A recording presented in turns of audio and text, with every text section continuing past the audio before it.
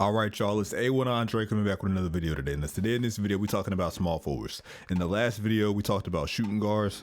In the video before that with the badge build setup, we talked about, I think it was big man and post scores and all that stuff. So today, we're talking about small forwards. You know what I'm saying? We got one left, which I think centers, I want to say.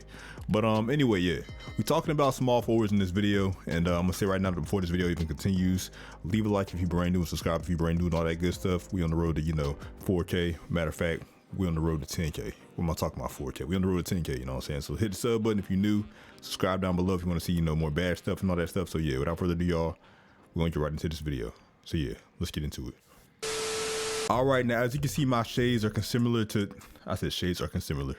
As you can see, my small forward build is similar to Peja Stojakovic, Mikal Bridges, and Jimmy Butler. Now, if you saw my other badge setup per position videos, and you would know that I did, two types of, badge setups per build. But this time, since we're talking about small forwards, then I feel like it's not gonna be that much variety in the small forward. So we're gonna have one type of small forward, which is gonna be your two-way mid-range shooter.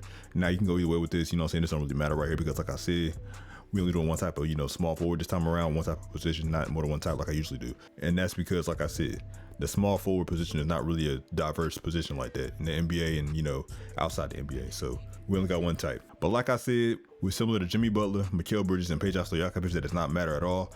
The main point I want to focus on is the actual badges themselves.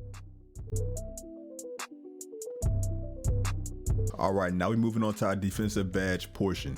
Now, just like I always say in my other badge videos, no need to focus on these three right here because he's just talking about stuff that's not defense. But anyway, moving on to defense. Now, first, I'm gonna get out the way, like I said in the last video again, the universal badges. So that means clamps, universal, intimidator, universal, tireless defender, universal. And technically these two right here can be universal, but in my honest opinion, these two are probably better off without, because the reason being is because number one, first of all, pick dodger doesn't really work that well in my opinion, because whether you have pick dodger or not, you're still gonna get bumped to the ground real hard. Whether you have it on silver, gold, Hall of Fame, the badge is kind of almost useless in my opinion. So honestly, I'd rather take this off, to be honest with you, and put it on like Interceptor right here. And on top of that, pickpocket, I'm not gonna say it's useless, but a lot of people want to get this badge and they'll say like, oh, pickpocket is the way to go. Why would you not have this on Hall of Fame if you're talking about defense for, small forwards? Well, the thing is, what pickpocket does is actually reduce the chances of you getting a foul when you're reaching all that stuff. So what people think it does is to get you to get more steals, but that's not what it does at all, because stealing the ball is not that strong in this game, no matter how high your stealing attribute is. So what this actually does is actually help it to where you don't get fouls when you try to hit square or hit X if you're on Xbox for reaching in for steals and all that stuff. So it just decreases the penalties for reaching in for the ball for that steal and all that stuff. So that's why I feel like pickpocket is not that good in my opinion. You know what I'm saying? You're better off going without this in my opinion, also putting this on like intimidator or something like that. But that's just my opinion though. So I mean, you can do what you want with this. You can go either way. You can't really, I ain't gonna say you can go wrong with either one of these, but just know that if you put them up higher, which is pick dodger or pickpocket, it's not gonna do much good in my opinion. Now moving on to the badges that I feel like are not universal is of course number one, chase down artist, and number two, interceptor. Now with chase down artists, of course we all know a small forward in the NBA who has this at the best, which is probably at like something like Hall of Fame, and that's LeBron James, because ever since like 2005, LeBron been crazy with chase downs. So you cannot go wrong with chase down artists because, like I said, a very effective badge. And also the reason why this is small forward specific is because if you're a point guard, you're not gonna be getting a lot of chase downs because you're gonna be guarding the guy at the top of the key that has the ball in his hands. And if you're a big man, how you gonna get chase downs if you're a power forward or center if you in the paint all the time? You can't get a chase down if you're in the paint. I mean, you can get a block off the, pin it off the backboard or something like that, but you can't get like a, chase down like what this badge amplifies or what this badge indicates or whatever. I say amplifies, I'm stupid. But anyway, y'all, chase down artist is good for small forwards because, prime example, LeBron James.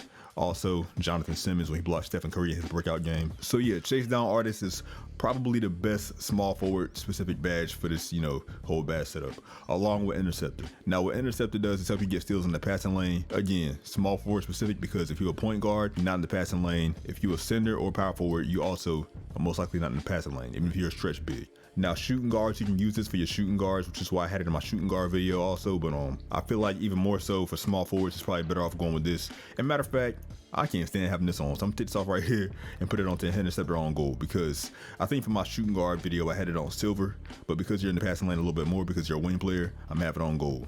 This is the best way to go in my opinion.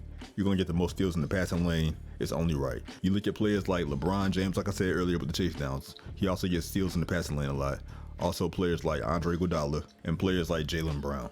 You know what I'm saying? They play the passing lane very well and they get a lot of steals as a small forward. So you can't go wrong with this in my opinion. This is the best badge setup for your small forward builds. Like I said, there's no other small forward, position type build or whatever. There's no secondary small forward type build because small forward is more of a broad build in my opinion, or a broad position I should say. So that's just my opinion on that. So shorter video this time around because like I said, there's no second type of small forward in my video because, I feel like small forward is a, broad position in general. So if you like what I gave y'all with this video, with this badge setup and all that stuff, leave a like down below. Also subscribe if you're brand new because I post videos like this whenever I post videos like this. So, yeah, y'all.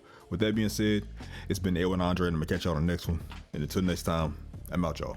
Thanks for watching. Peace.